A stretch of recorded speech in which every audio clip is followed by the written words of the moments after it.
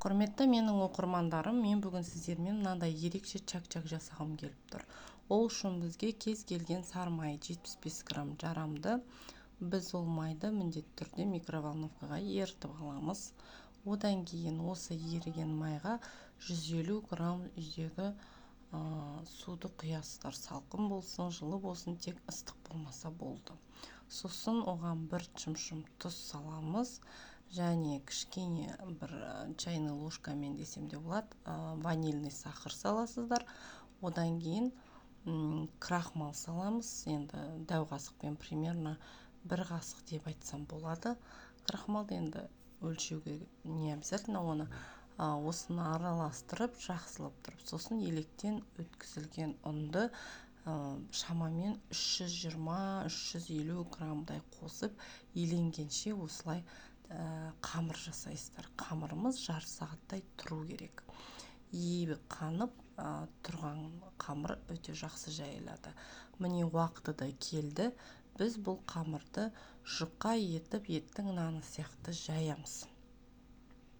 Содан кейін жайып алған қамырымызды жұқалап осылай кеспеге сияқты орайсыздар. Үлкен болып кетсе екіге бөлсеңіздер болады. Мен енді біреу қып жасай салдым. Содан кейін оны осылай тураңыздар. Қиғаштап турасаңыздар жақсы болады. Жұқа етіп.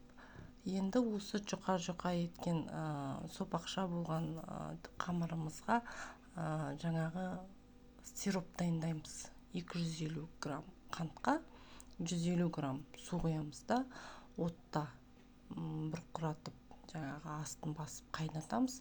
Оған үлкен қасықпен бір қасық бал қосасыздар. Бұл енді май қызам дегенше, чак-чак пісем дегенше өзі дайын болады.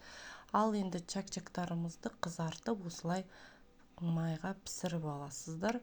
Содан кейін бәрі осындай қытырлақ қызарып пісіп біткеннен кейін сол арада біздің сиропымыз да дайын болады. Сиропты осының бетіне құйып, жақсылап араластырып, бетіне жаңғақ немесе күнжіт сеуіп қойсаңыздар болады. Чайға өте керемет, дәмді, қытырлақ, ерекше чак-чак ас болсын.